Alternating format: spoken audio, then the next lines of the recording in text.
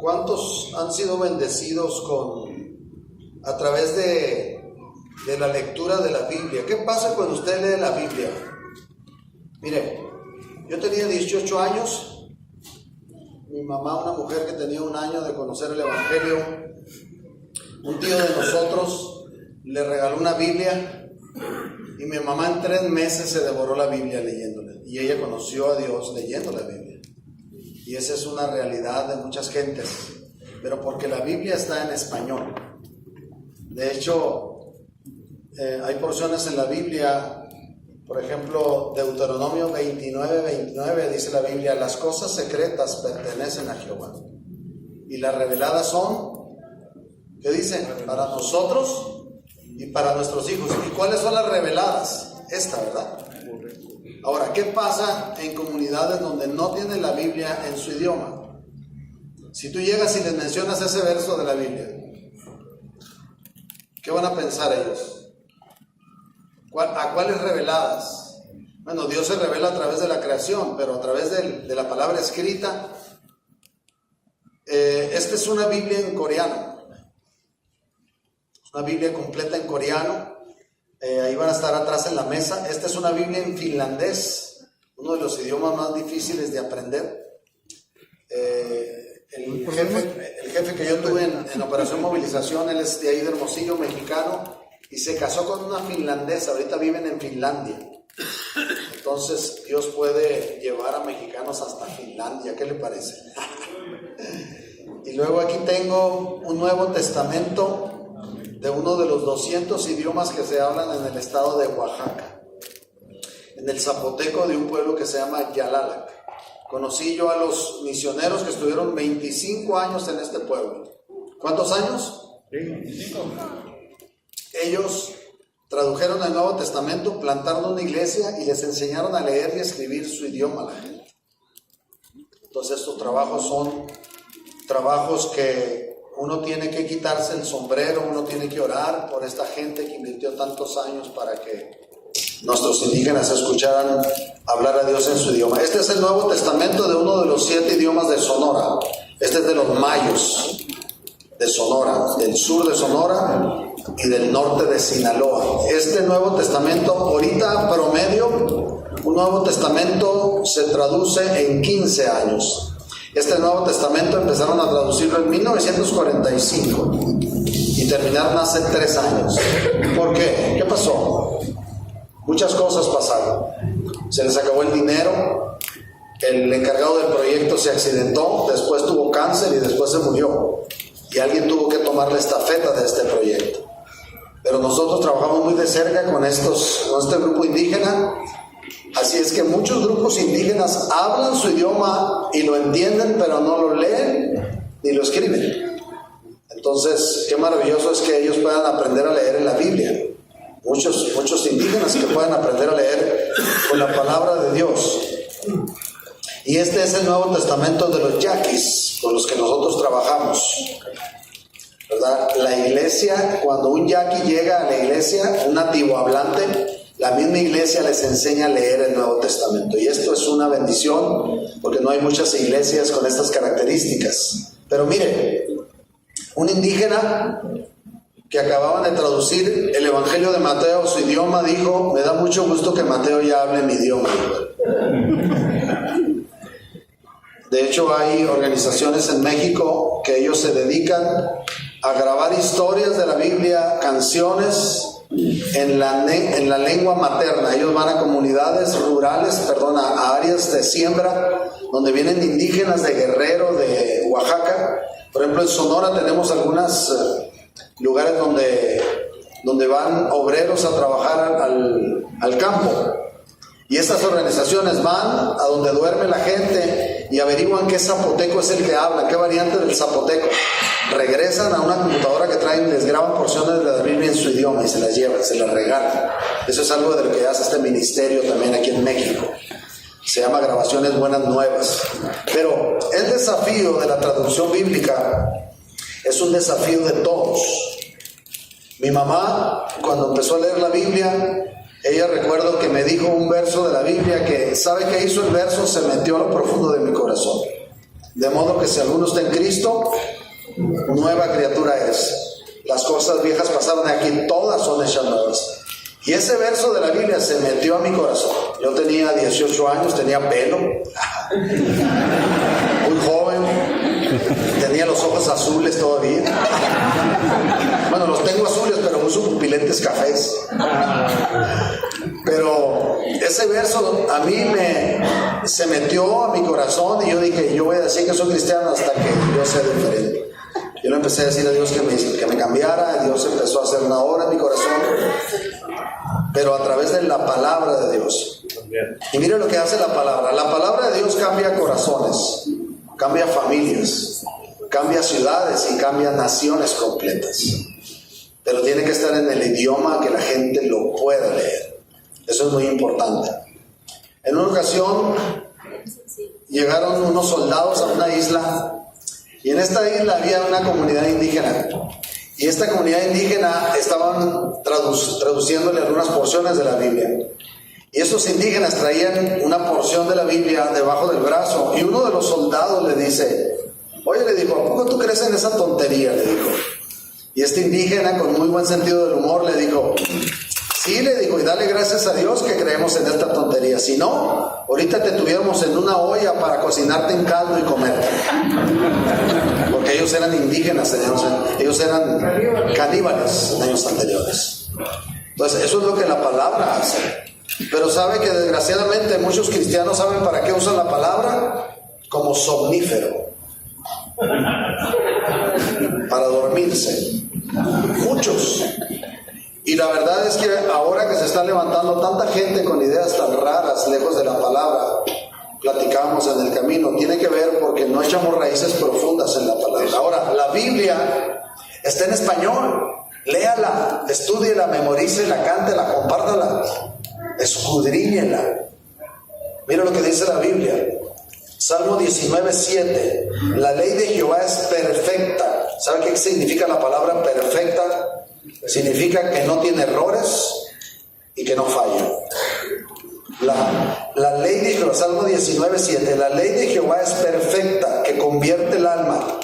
Perfecta significa que no tiene errores, significa, o en otras palabras, que es inerrable. Y luego no falla, es infalible. Perfecta. Cambia el corazón. Y es tan extraordinario. Hay otro testimonio de dos presos que había en la cárcel. Uno de ellos era cristiano, estaban en la misma celda, y el otro no era cristiano, el otro le gustaba fumar marihuana. Y llegaron los gedeones, ¿conocen a los gedeones? Unos Nuevos Testamentos, y el que fumaba marihuana dijo, oye brother, dice, estas hojitas están buenas para hacer cigarros de marihuana. Ah, sí, le dice, sí, dice, ¿qué te parece si me hago unos cigarritos con estas hojas de la Biblia? Está bien, le dijo el cristiano, nomás, antes de que te las fumes, déjame explicarte cada porción de la Biblia. Sobres, brother, le decía. Y empezaron por Mateo, y agarraba la hoja de Mateo, hacía un cigarro de marihuana y se lo fumaba, pero se lo explicaba antes. Y dice que antes de que terminaran el Evangelio de Juan, Juan se lo fumó a él y este hombre conoció el Evangelio. Y parece chiste, pero es un testimonio de la vida real, de lo que hace la palabra. El poder que tiene la palabra. Y yo nomás quiero dejar algunas ideas en su corazón. Martín Lutero decía que la reforma protestante no estaría completo hasta que cada pueblo tenga un libro de canciones en su idioma y una Biblia traducida al idioma de su corazón. Eso decía Martín Lutero. ¿Cómo fuera la iglesia mexicana si no tuviéramos la Biblia en español? ¿Usted ha pensado eso? ¿Cómo fueran nuestras iglesias si la Biblia no estuviera en español? ¿Qué penetración tuviéramos en diferentes esferas? En la educación, en el deporte, en la política. ¿Qué madurez tuviera la iglesia si la Biblia no estuviera en español? Díganme. Nada. ¿Verdad? A lo mejor fuéramos una iglesia quizá débil, ¿verdad? Con cierto grado de madurez, pero tenemos la Biblia o tenemos la palabra revelada, la palabra escrita revelada. Entonces es muy importante.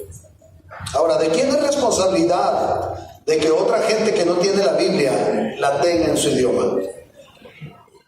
Yo les digo a los hermanos en las iglesias que voy, ¿qué les parecería si Juan Gabriel nos dijera que de su fortuna que dejó nos va a donar $20,000 para un proyecto de traducción? ¿Saben qué diría yo? Arriba Juárez, diría yo. O si Paquita, la del barrio, dijera, voy a hacer un concierto en el Auditorio Nacional, el 15% de lo que entre va a ser para un proyecto de traducción. O Ricky Martin va a hacer un concierto y el 15% es para un proyecto de traducción. O aquí nuestro compañero de los 3 potrillos. ¿Qué les parecería esas ideas? Quizás están un poquito raras, ¿no? Pero si pasan, nosotros no tendríamos problema con recibir el dinero. Pero los responsables somos nosotros de dar de gracia lo que de gracia recibimos. Así como esta pareja que yo mencioné, que estuvieron 25 años traduciendo el idioma de Oaxaca, así hay mucha gente que invirtió su vida. Por ejemplo, en Sonora, los yaquis tienen 30 años que tradujeron el Nuevo Testamento. Los seris, hay otro grupo indígena ahí en la costa de Hermosillo. Ellos también tienen casi 30 años, los Kunkat se llaman, que ya tienen su Nuevo Testamento y lo saben leer. Es una bendición que hombres y mujeres hayan invertido todo este tiempo. En México hablamos 364 idiomas. ¿Cuántos idiomas? Más de 200 en Oaxaca. De esos 364, aproximadamente 120 idiomas tienen el Nuevo Testamento. Y aproximadamente unos 25 tienen la Biblia completa. 25 idiomas de 364. Ahora, muchos idiomas lo que hacen es hablarlo y entenderlo, pero no lo leen y lo escriben. Entonces, cuando anteriormente los traductores de la Biblia se aventaban toda la traducción, principalmente el Nuevo Testamento, que es con lo que empieza siempre en un idioma. Entonces se lo aventaban, pero luego se daban cuenta que la gente no sabía leer su lengua materna. Ahora lo que hacen es ir traduciendo porciones e irle enseñando a leer y escribir a la gente el idioma. Nosotros tenemos tiempo orando por estos proyectos. Algo de lo que hacemos en México es desafiar a la iglesia y que ustedes entiendan cuál es la función que les toca hacer en el área de traducción de la Biblia. ¿Qué pudieras hacer tú? ¿Qué pudiera hacer tu congregación para apoyar estos proyectos? Una cosa que pudieran hacer, orar. ¿Verdad? Ahorita cantábamos, heme aquí, envíame a mí. De hecho, hay otra porción en la Biblia donde dice, rogad al Señor de la mies. ¿Quién ha leído eso? ¿Y quién ha orado eso? ¿Han orado eso? Sí saben que esa es una oración muy peligrosa, ¿no? Porque a lo mejor el que Dios quiere mandar es a ti o a mí. Y decimos, Señor, envía obreros a tu mies. Y a lo mejor Dios te dice, y luego muévete, mijito. Manos a la obra, just do it, nomás hazlo, empieza a caminar. Entonces, ¿qué pudieran hacer ustedes por estos proyectos? Número 1, orar. Señor, levanta obreros para que vayan a trabajar en traducciones de la Biblia. Nosotros tenemos tiempo orando por estos proyectos. 2016 y 2017 yo pedí permiso en mi trabajo. En la escuela donde yo trabajo, pedí permiso sin goce de sueldo. ¿Verá qué emocionante es eso de no tener sueldo? Pregúntenle a mi esposa. Bueno, nos aventamos en fe. Dios nos sostuvo. Los últimos 6 meses yo me tuve que poner a trabajar. Algunos de nuestros apoyadores no pudieron seguir, no pudieron continuar apoyándonos. Pero en esos 2 años nosotros estuvimos visitando varias ciudades de la República, estuvimos viajando a otros países, pero lo que nosotros hacíamos era sensibilizar a la iglesia de cómo puede participar en estos proyectos, en los proyectos de traducción de la Biblia, cómo puede participar la iglesia local. Entonces yo pedí permiso en 2016 y en la etapa de estar orando que Dios nos fuera dirigiendo, Dios me dijo, yo sé que has invertido, que tu corazón arde por esta área, yo sé que has invertido en esta área tiempo, pero quiero que inviertas dinero, me dijo Dios. Y yo me reí como Sara, ¿no? Sin trabajo, sin sueldo, y Dios pidiéndome que invirtiera dinero. Está bien, le dije al Señor, nomás quiero que me des dinero en mi mano.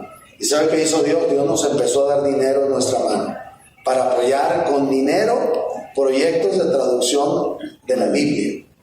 Y fue impresionante. En una ocasión llegamos a una iglesia cerca de la frontera de Sonora, una iglesia como de este tamaño, y el pastor dijo, nosotros queremos hacer un apoyo financiero en fe. Y esa iglesia nos dio una donación de $1,000. Y nosotros pudimos apoyar unas obras y empezamos a invertir dinero en el trabajo de traducción. Dice la Biblia, donde pones tu tesoro, ahí está tu corazón. Entonces, ¿cómo sabemos dónde está el corazón de alguien? Donde inviertes tu tiempo y tu dinero. ¿Sí o no? Sí. Si a ti te interesa que tengas unos dientes saludables, vas a invertir dinero. ¿Quién sabe? ¿Quiénes de ustedes saben que cuesta mucho dinero arreglarse los dientes? Así me lo voy a dejar mejor, hombre. Ahí cuando me empieza a doler me pongo algo ahí. Si a ti te interesa la salud, vas a invertir dinero. Por ejemplo, yo hago un esfuerzo por pagar un servicio de gastos médicos mayores para mí y mi familia. Es un esfuerzo porque no es poquito. Si a ti te importa tu carro, ¿qué vas a hacer? ¿Le vas a invertir dinero? ¿Sí o no? Sí. Entonces Dios me dijo, ¿te interesan las traducciones de la Biblia?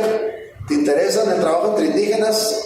Quiero que sigas orando, pero quiero que inviertas dinero, me dijo Dios. Y eso hemos estado haciendo, invirtiendo dinero. Dice la Biblia que dando es como recibimos. Mire, el 2011 Dios nos regaló una casa a mi esposa y a mí. Una casa que yo estoy pagando en mi trabajo, pero una casa en las zonas más exclusivas de Hermosillo. Una casa que yo tuviera que estar pagando unos 15,000 pesos al mes. Yo pago 7,000 pesos que me descuentan de mi cheque por esa casa. ¿Y saben por qué Dios nos las dio? Por lo que hemos invertido en otros. Porque dando es como recibimos, es una ley. No, pues que yo doy, no esperando recibir. Dice la Biblia, el que se acerca a Dios tiene que creer que Él es real y Él es galardonador de los que le buscan. No es nuestra principal motivación, pero Dios es un Dios que te bendice cuando tú inviertes en otros. Yo no lo dudo eso, y nosotros lo hemos visto. Entonces, es muy interesante. Hay algunas organizaciones que trabajan en traducciones de la Biblia. Por ejemplo, hay una organización donde involucra a pueblos indígenas que se llama la UNTI, Unión Nacional de Traductores Indígenas. Ahora los indígenas nos dan oportunidad que nosotros colaboremos con ellos. Es una organización mexicana que tiene presencia en la oficina o cuando llevan ponencias de comunidades indígenas en las oficinas de la ONU de Nueva York. Ellos llevan peticiones aquí, esta organización. Hay otra organización que se llama Wycliffe, Alianza Global Wycliffe, que es con la que yo colaboré 2 años. Hay otra organización que se llama Instituto Lingüístico de Verano. Wycliffe y el Instituto Lingüístico de Verano son organizaciones internacionales, pero empezaron en México, 1936, con un hombre llamado William Cameron Townsend. Búscanlo ahí en Google, lean sobre él. Le decían Tío Cam, los indígenas le decían Tío Camarón, les decían los indígenas, pero él así era conocido, Uncle Cam o Tío Cam, William Cameron Townsend. Estas son algunas organizaciones. Seed Company es otra organización, Nuevas Tribus es otra organización que trabaja en traducciones de la Biblia. ¿Qué podemos hacer? Nosotros trabajamos muy de cerca con los mayos de Sonora, ayudándoles en los cursos de lectoescritura. Estamos invirtiendo dinero, estamos animándolos, estamos apoyándolos. Los yaquis de Sonora están por empezar su Antiguo Testamento. Algo de lo que vamos a hacer nosotros es, en los viajes que hacemos, promover este proyecto del Antiguo Testamento. Por supuesto, levantar apoyos financieros, pero también que algunas iglesias estén orando por este proyecto. El equipo de traductores de los yaquis de Sonora, que ellos puedan tener su Antiguo Testamento también, que inicien. Es un trabajo de muchos años y es mucha gente, o la formación para estos trabajos son de catedráticos, de gente que sepa de lingüista, de gente que sepa de hebreo, que sepa de griego, que sepa de exégesis, que sepa de muchas cosas muy específicas. Tenemos una amiga en la Sierra Tarahumara que ella se llama Yasmín Reyes. Nosotros trabajamos de cerca con ella, estamos en contacto, recibiendo su carta de oración, apoyándole un poco financieramente, pero siempre es muy importante que tú escuches de primera mano de los traductores. Hay un país, un archipiélago de Asia que se llama Indonesia. ¿Dónde está Indonesia? Sureste asiático, ¿verdad? No nos ha tocado estar en Indonesia, hemos estado por ahí en Tailandia, bajito en Malasia. Pero en Indonesia se hablan 900 idiomas. ¿Cuántos idiomas? 900 idiomas. Ahí hay necesidad de 500 traducciones de la Biblia. ¿Sabes que hay una joven de Puebla trabajando ahí? Una poblana. Entonces, qué interesante pensar cuando le dijeron a Jesucristo, de Nazaret puede salir algo bueno, ¿se acuerdan? ¿Verdad? De Atotonilco el Alto puede salir algo bueno. Mire, ¿sabe de dónde soy yo? Yo soy de un pueblo de Sonora. Mis papás es de una comunidad del área del Valle del Yaqui, de un pueblito chiquito. Mi mamá es de otro pueblo, pero Dios nos ha llevado a otros países. Dice la Biblia que Él pone su gloria en vasos de barro. Así es que Dios es capaz de usar a gente sencilla, a gente de comunidades. Por eso Dios, ¿saben a quién está usando en la actualidad Dios en las naciones de la tierra? ¿A quién les dije que estaba en Nepal? ¿Quién está en Nepal? Un indígena de Oaxaca. Dios está usando indígenas.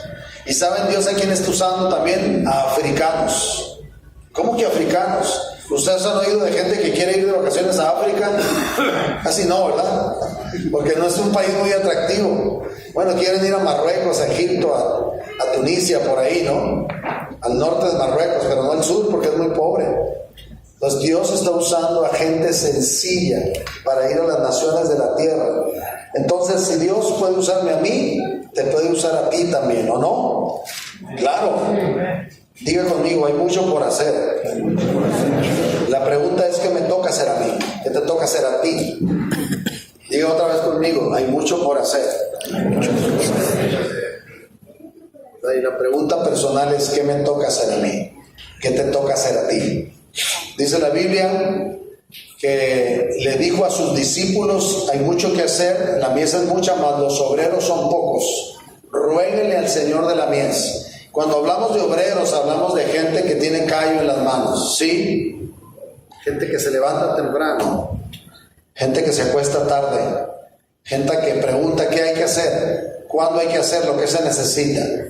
Gente que saca de su diccionario, no puedo, no sé, no tengo.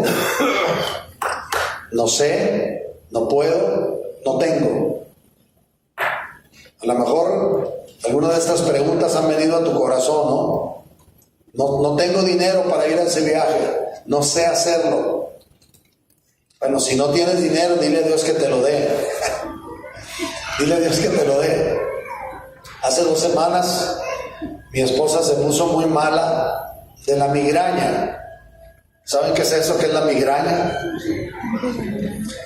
Y mi esposa está pasando por la etapa de la menopausia. Es muy emocionante esa etapa para los esposos.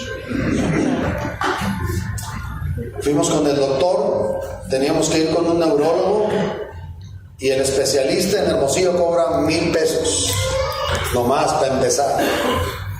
Y sabemos que el especialista iba a mandar a mi esposa a hacer un montón de análisis, una resonancia magnética. ¿Sabe cuánto teníamos que invertir? 10,000 pesos. Al siguiente día nos habló una mujer, nos dijo, yo tengo 10,000 pesos para ustedes para que vayan al doctor. Ese es Dios, hermanos. La obra misionera es una intervención sobrenatural de Dios, pero la respuesta es de hombres y mujeres diligentes. Es una intervención sobrenatural de Dios, pero es una respuesta de corazones de hombres y mujeres diligentes. Dice la Biblia, los pensamientos del diligente tienden a la abundancia. La gente diligente va a trabajar entre gente de autoridad. Dice la Biblia, la mano del diligente prosperará. Otra versión dice, mucho trabajo, riqueza, poco trabajo, pobreza.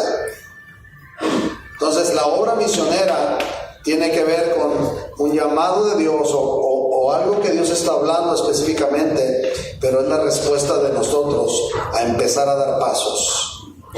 No saben lo contento que estoy de estar aquí, de sentir el corazón dispuesto que ustedes tienen de aprender de este tema, y quiero decirles que estoy en la mejor disposición de ayudarles en lo que esté a mi mano, de poder ir caminando paso a paso, de poder estar en contacto con ustedes por un medio, por otro medio. Me daría mucho gusto ver a alguno de ustedes acompañándonos a la sierra de Nayarit en julio, si es posible, y otro viaje que podamos hacer.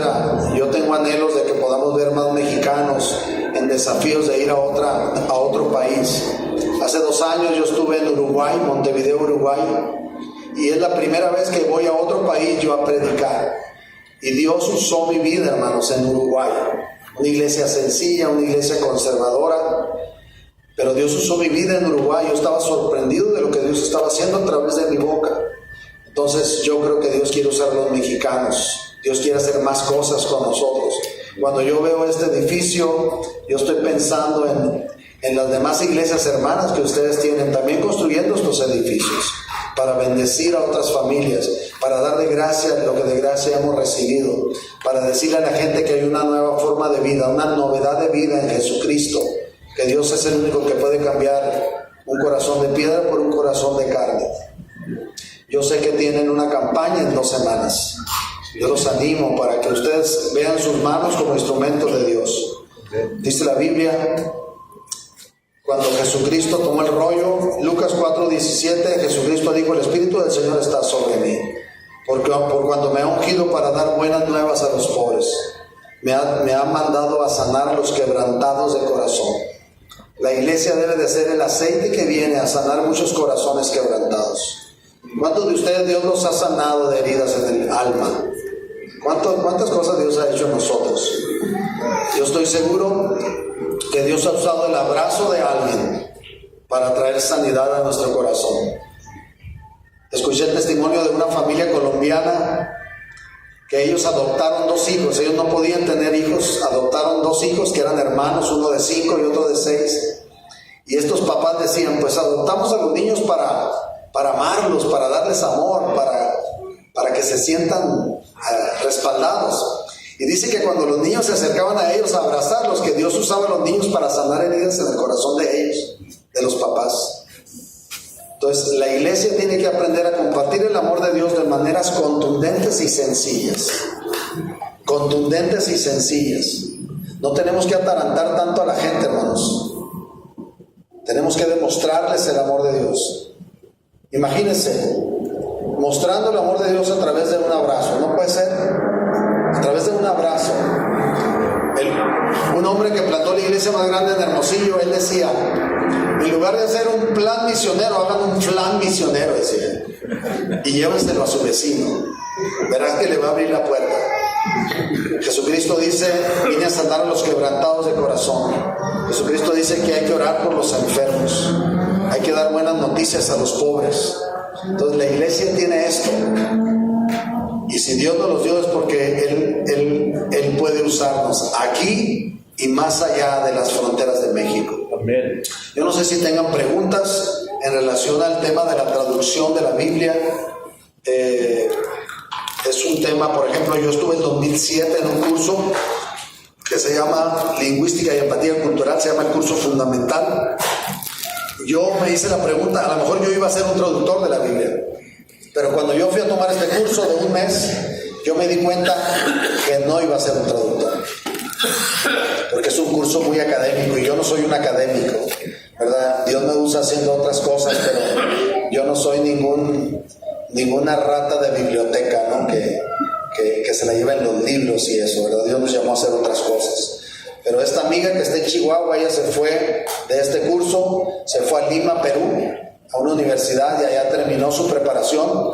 Después se unió a este equipo de trabajo que está en Chihuahua, trabajando como alfabetizadora. Entonces podemos reclutar gente como traductor o lingüista o como alfabetizador también para prepararse en estos equipos. Esteban. menciona